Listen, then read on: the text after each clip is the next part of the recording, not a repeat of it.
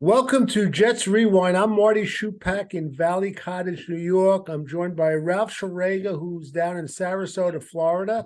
Rainy Sarasota today. Yeah. Rainy Sarasota, which I think we're going to get rain on Yeah. Thursday. And Ray Clifford has a well-deserved night off. Ralph, there were a few announcements today. I've been texting them to you and Ray the last few minutes. Corey Davis should be a go for Thursday. Denzel Mims is not.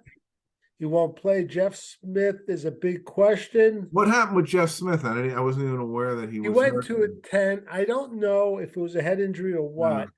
The two receivers they're considering are Deontay Spencer or Irvin Charles. Yeah, I like Irvin Charles. You do too. I Yeah. do too. I like to see. He's just he seems like dangerous, a real hit or miss. He got thrown off of Penn State. I like Reminds me, this. reminds me of Otis Taylor. Big guy, Real big. long legs. Yeah. And I was looking at some of his stats on special teams are unbelievable, Ralph, as a gunner. It's incredible. Yeah. But it sounds like he did have an attitude problem. But let's see. But the biggest news, and of no surprise, is that Mike White will not be playing on Thursday night. I think we all knew it, Ralph. It's going to be Zach Wilson. And we're going to have to struggle through another game under rough conditions. And Ralph, this kid is just driving me nuts. Every day it's one thing or another. Today, Robert Saleh was like just building him up, saying like he was like really hot in the first half. Ralph, how much are you going to coddle a 23-year-old? I never saw anything like it in my life. How much what? Are you going to coddle him? Oh, well, they got a lot invested in him, and I firmly believe they still believe he's going to be a good quarterback. We'll talk about a comparison between him and Mike White at this point, but one thing, let's play a hypothetical. Well, if Zach plays a pretty decent game and they win, and then Mike White is ready on Sunday, who do you think they'll go with? I mean, a week from Sunday. Well, I think they'd probably go with Zach Wilson because I don't think, from what I'm hearing, even when he's cleared to play, he's not even going to be 100%. Yeah. So, I mean, I would rather go with Mike White, but I think they might go with Zach Wilson. What's your feeling? I think they'd go with Wilson too, if he had a decent game and they won. Yeah. If he didn't have a decent game, but White is still dicey health wise, then they'd still go with him. But if White was healthy and Zach had a lousy game, that would be interesting. I think they'd go with White. Yeah, Ralph, you have a trivia question? Quick trivia question, Marty. You should know this. Jacksonville and the Jets have played how many playoff games against each other? One. You know that game. And I was there. I was there with my son, Michael Schupak. Okay, tell everyone what Keyshawn Johnson's achievement was that game. Well, he caught a touchdown pass. Mm-hmm. He intercepted a pass. Yeah, it was like a Hail Mary that came up a little short. Hail Mary, and there was one more thing he did. Actually, two more things. Geez, I used to know this. Go ahead, Ralph. What other two? He scored about a 10-yard reverse run. Yes. And the craziest play of the game, where the Jets fumble. They were about to blow the game wide open. They fumble, or it gets picked up by a Jacksonville player. He starts running the other way. And he laterals it to a teammate, and he totally a bad lateral, and it's loose. And Keyshawn Johnson recovered that. So he had the greatest box score, I think, of all time for a receiver. He did. He really did. And just talking about box scores, I just want to do a shout out to Garrett Wilson, became the all-time rookie receiving leader. He surpassed Wayne Corbett, who had 66 catches, and he has now 67, Garrett Wilson. So let's hope this continues. And Ralph, I'll tell you, we caught a little bit of a break. I don't know if you saw the news. The Jaguars have a brilliant left tackle in Cam Robinson, and unfortunately, we never like guys to get injured, but he was put on the injured reserve late yesterday, and he's out for the season. So the Jets actually caught a really good break there. But, Ralph, going into this game, I mean, I find that Zach Wilson, and I was thinking about it, I was trying to think of comparison, Ralph, and it's not quite. And you know what I thought of? What? I kind of thought like Zach Wilson is like a player that he does so many things wrong. Then sometimes he makes a play and you sit there with your mouth open. It's really a great athletic play. And I was trying to think, and I thought of this. Tell me if you like the comparison. Dave Kingman, all he would do is strike out, but once in a while he hit a home run, and you just sit there amazed at his home run.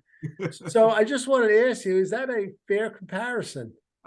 Somewhat. I could probably, if I think about it, I'll probably come up with some better ones. But I was thinking about Wilson versus White. There's such a heated debate amongst Jet Nation about these two guys.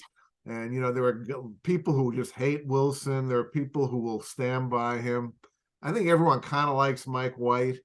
But here's a comparison, Marty. I want to ask you, what do you consider to be a more experienced quarterback? Who do you consider to be a more experienced quarterback? A quarterback who has played about 1 year and 3/4 and had 21 starts, or a quarterback who has been in the league for 4 3/4 years, but has only had 6 starts? Or who would you say is the more experienced player in that situation?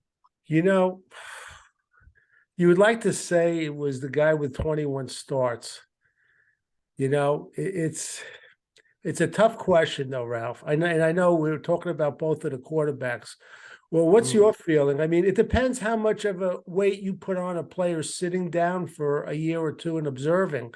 That goes back to the Patrick Mahomes rookie season where he sat out a year, which every Jet fan thinks now, looking back, that would have been the best thing for Sam Darnold. That would have been the best thing for Zach Wilson. But go ahead, Ralph. I think it is important, and I think Mike White I consider him the more experienced. And I not only think of Patrick Mahomes, Brady actually sat his first year too, but you think of guys like Aaron Rodgers, who sat for 3 years and then he just hit the ground running. Chad Pennington, who sat for 2 1/3 years and hit the ground running. Tony Romo, almost the exact same timeline as Mike White, about 4 years and a few games and hit the ground running. I think Mike White does have more experience than Zach Wilson. And I think we have to take that into consideration. We also have to take into consideration, fans are always comparing. Well, Cam Newton did this in his first 3 games, and Justin Herbert did that. Everyone is different. I've been a critic of Zach Wilson, and I still am, but it doesn't mean he's not going to be a good quarterback. You see those flashes, with all fairness to Wilson, because I hear guys saying, he screwed up the last drive because he took a sack, which of course is a bad thing to do. You never do that in that situation.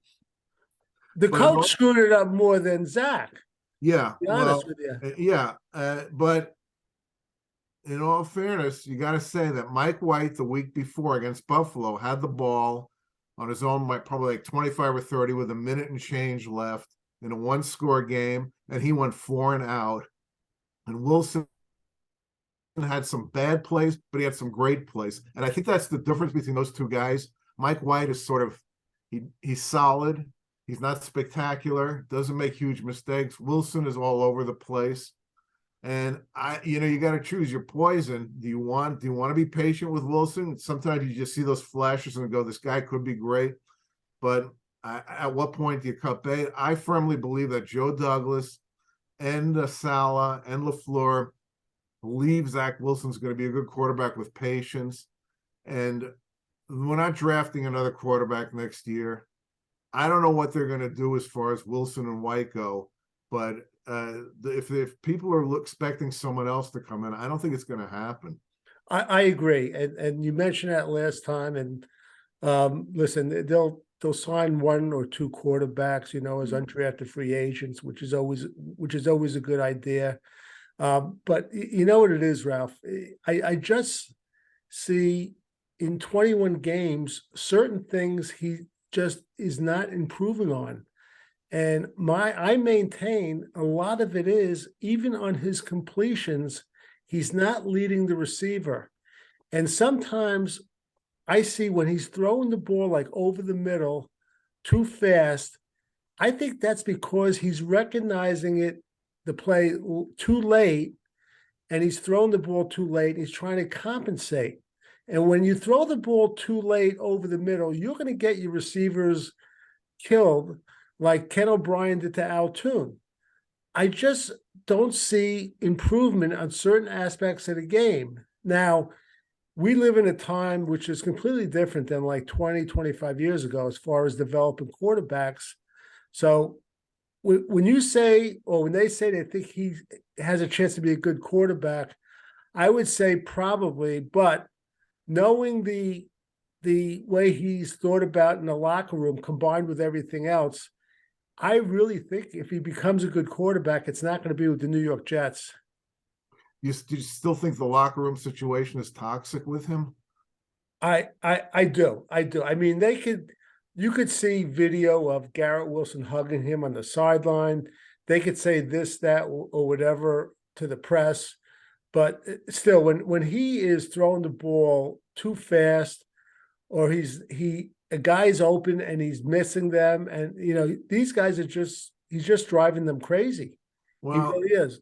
I think he is so much under the microscope. And again, I'm a critic of his too, and I agree with a lot of the stuff you say. He's still doing some of that crap of floating stuff out there, trying to play hero ball. But Mike White, you look at he was throwing behind guys in the Minnesota game. He overthrew, I forget who it was, that was a wide open guy. You look at some of the numbers of some of these quarterbacks. You see what Mac Jones's numbers were the other day. They were horrendous. Oh, yeah. 11th. Yeah. Justin Herbert had a lousy game. I mean, I think Wilson has his issues, but I also think the criticism of he's in New York, and for whatever reason he is a controversial figure, a lightning rod, and I think it's a little overboard. I think his mistakes are more magnified and more criticized than other quarterbacks. I think we're all more patient with Mike White for some reason. Yeah, I think you're right, and he part of it is he's so popular with his teammates for whatever reason. But Ralph, one curious thing, I would love to be a mind reader or be a fly on the wall at the time when the Jets put Mike White ahead of Joe Flacco in the quarterback rotation. I really would like to know the figuring around that. Ralph, I want to mention, we're hosting the Jaguars. Their left tackle, Cam Robinson, is out for the year, but they have a safety. And this guy had a pick six for a touchdown. I actually had my paper all ready to read his name, which disappeared. But what's interesting, he had 2 interceptions that game, but he had 18 tackles, Ralph. 18 tackles as a safety. That can be a good sign or bad. It can mean that the running game is getting to the second and third level. So, I don't know where he was tackling those guys, but that's ridiculous. I've never heard of 18 tackles. 18 tackles. They also, again, I don't have the names. They also had a receiver that had 3 touchdowns. That's only the 4th time in Jacksonville Jaguar history that a receiver had 3 touchdown passes. Also, their quarterback, Trevor Lawrence, is getting better and better. With that said, Ralph, he still threw an interception and he lost a fumble, which if there's a game, and if you've watched his games during the year, even his better games, he has a hard time protecting the ball, which I think is pretty similar to Daniel Jones of the Giants. Right. We've been crying for turnovers as Jets fans. Yeah, really. And I'm telling you, if with the conditions I'm hearing about with the rain and with Trevor Lawrence, and by the way, he has a bad toe. He didn't practice Monday. I believe he practiced today. When you have a bad toe in football, it's a rough injury. If my memory serves me right, I think that's what had Bart Scott retire. He had a bad toe his last year. Ralph, if there's ever a game where they're going to get a turnover, it's this game. And you said something very profound on the last podcast. You said if they just had 1 turnover, they win that game. Yeah. not only a turnover, how about a sack? They didn't have a sack against a quarterback last week who was immobile.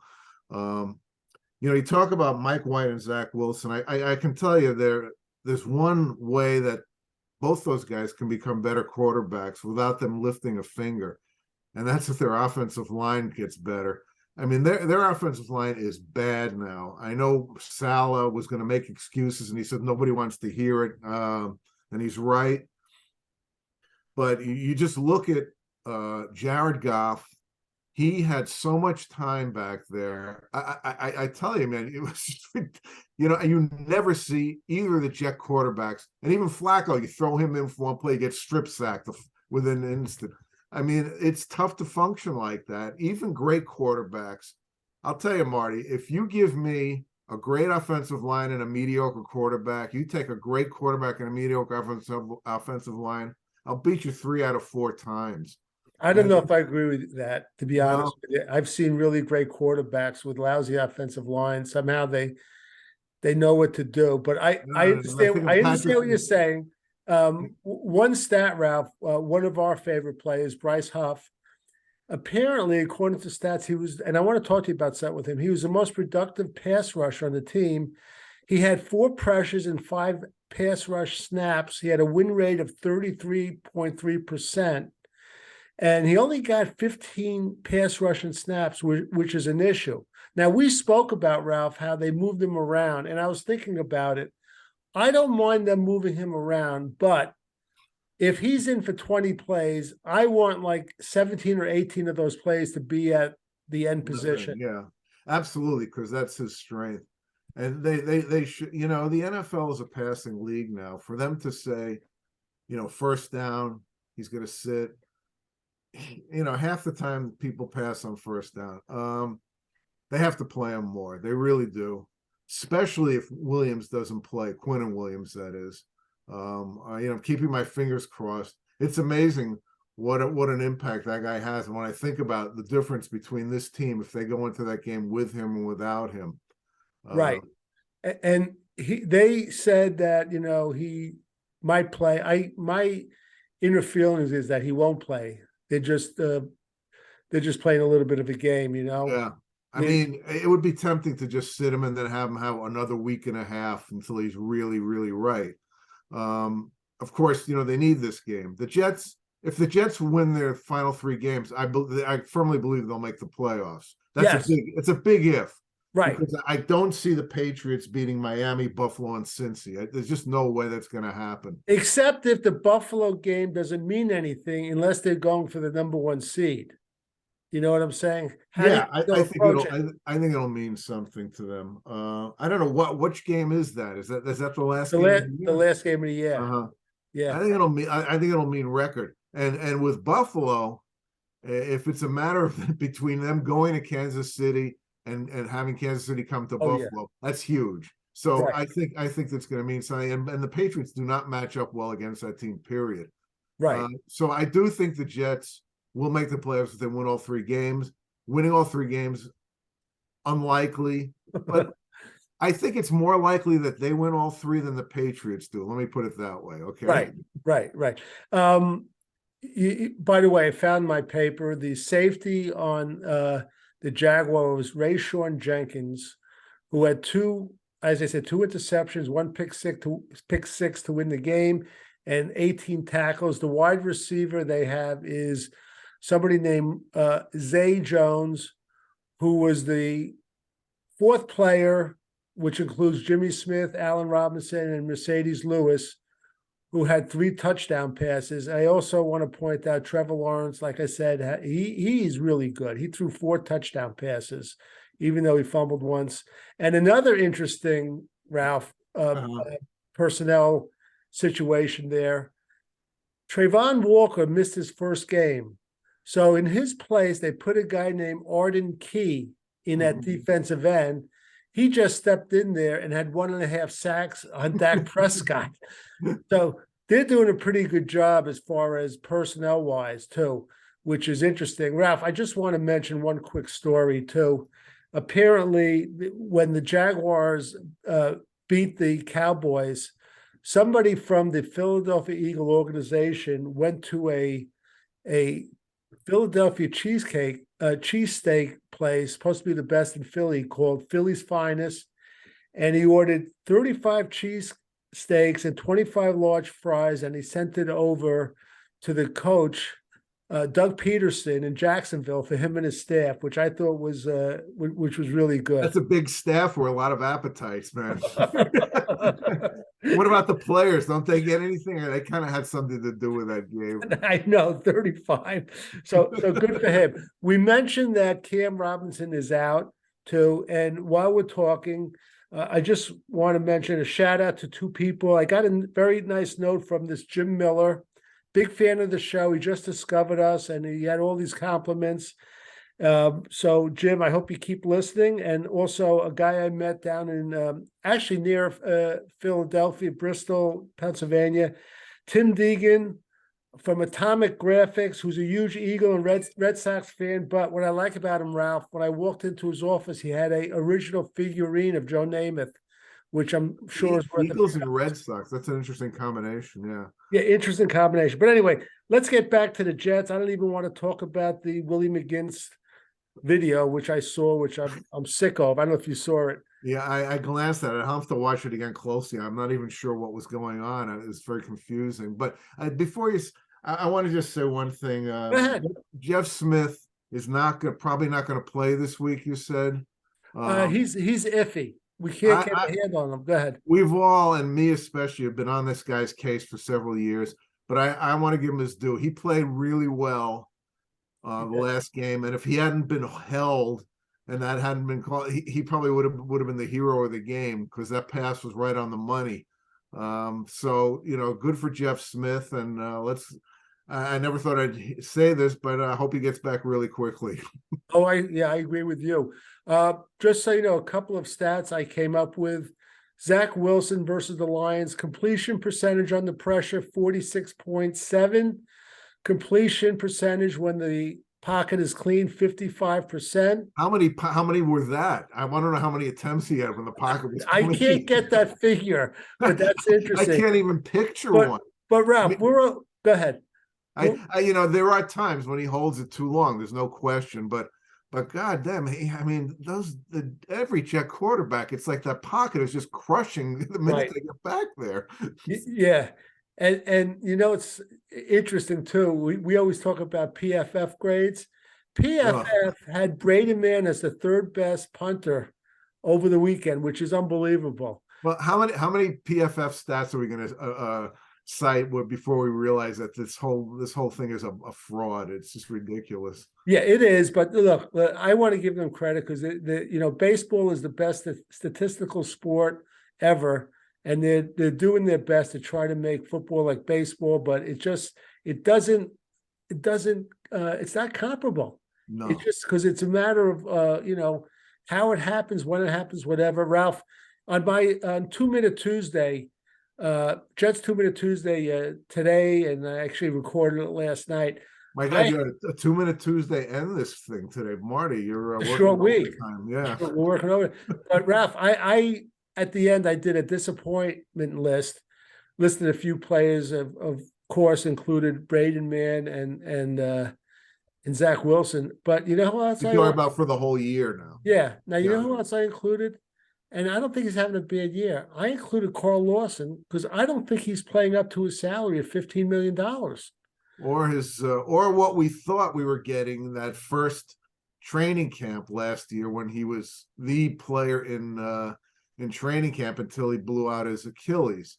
Yeah, I know they're going to have an interesting decision to make about him, but I feel like unless they have an idea that there's someone who can step in. I mean, well, he's not great. He's still pretty good. And, yes, like I said, he's not having a bad year. No, his initial push is pretty good, but yeah, we're not. If you look at his stats, I don't know if it's 5.5 sacks or whatever. It's kind of like what he's always been. Frankly, he's not a sack guy, but he's supposed to be a pressure guy, right? And well. Yeah, it would be great to upgrade there. If they can't, they're going to have to keep him, because And I think they will, because you know how much Salah values the depth on the defensive line. It's been one of the strengths of the team this year, if not the strength. I So I don't think they're going to keep him, Ralph. you don't 15 think they're million. going to keep him? The reason being, let's put it this way. I think it all depends upon how they feel about the progress of Jermaine Johnson. And Clemens, yeah. Yeah, mostly Jermaine Mainly, Johnson. mostly Jermaine Johnson. You're right. Yeah. Yeah. What about Corey Davis? You think they're going to keep him? I you know what? I'm down on Denzel Mims. I just am down on him. And I'm asking about Davis, not I Denzel. I know, but I'm saying if you get rid of Davis, then you want to have one tall receiver. Yeah. And I'm going back and forth in my mind. Who do I want? Corey Davis or Mims? He'll be I guess the fourth year of the rookie contract. And Davis, that's a tough one, Ralph. It's a really tough one. I like Davis. We've been hard on him for 2 years, but he really makes some good catches, extending his body. I think his only issue really is that he doesn't stay on the field quite enough. He seems to get nicked up a lot. But that aside, I would keep him, yeah, because he seems to be a guy that both quarterbacks are comfortable throwing to in a pinch, and he's got a good catch radius. So I'll say keep him. Lawson, I don't know. If they don't keep Lawson, I mean, obviously, I don't know who's out there as far as free agents go. What about Lake and Tomlinson? You think they're going to keep him? I was going to ask you two other players. Well, I was going to ask you this. You think he's a disappointment this year? Yeah, he's a big disappointment. Big disappointment. What we're paying him. He was our big sign. I'd say Whitehead is sort of so-so. I think Whitehead's a disappointment. Yeah, I do. And I was going to ask you something else. How about Tyler Conklin?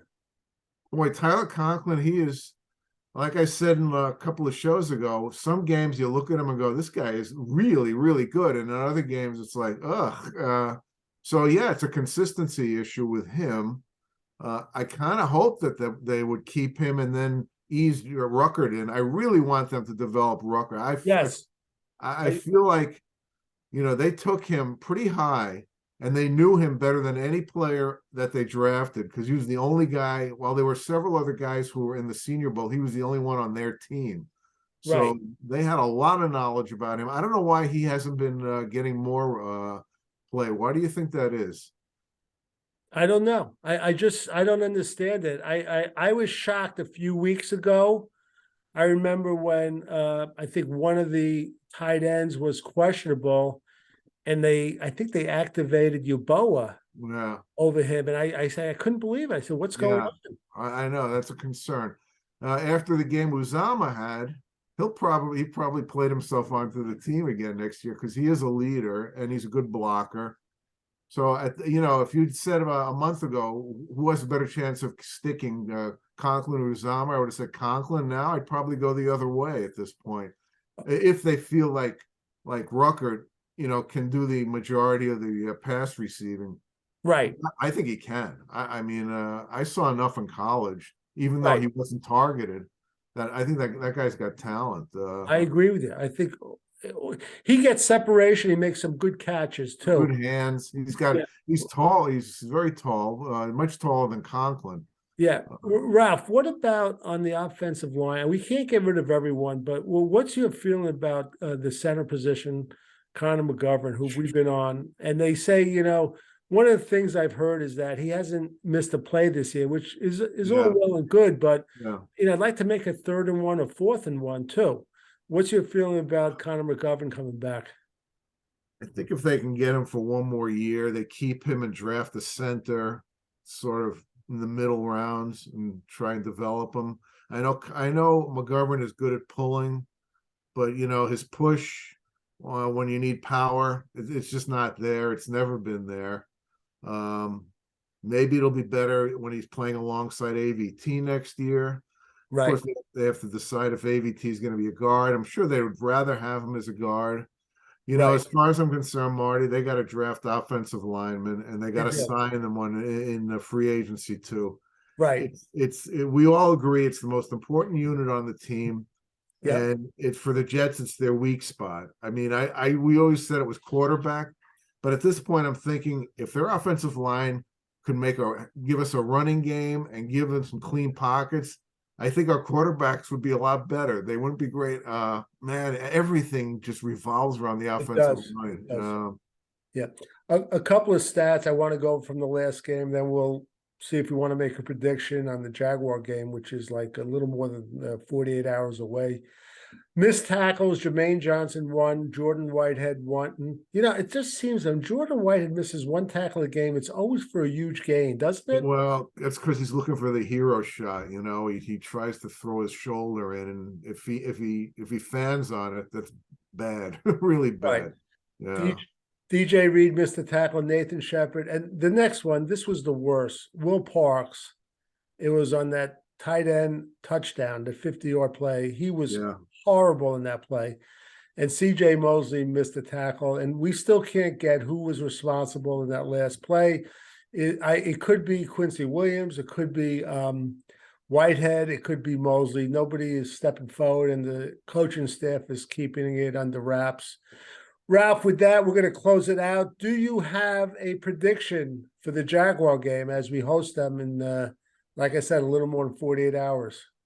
Yeah, I'm going to go 17-13 Jets. Good. Okay, I'm going to go 13-9 Jets.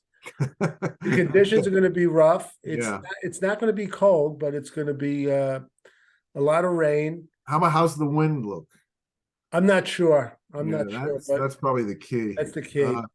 Trevor Lawrence, he's a Clemson kid who played in Jacksonville. He's a warm weather guy. I'm sure he's played in rain. But we'll see. I mean, he's a big guy. He won't get blown around. You've watched him play, right? You've seen some of his plays, right? And he sees the field. I have seen him play. Yes. I mean, he's shown.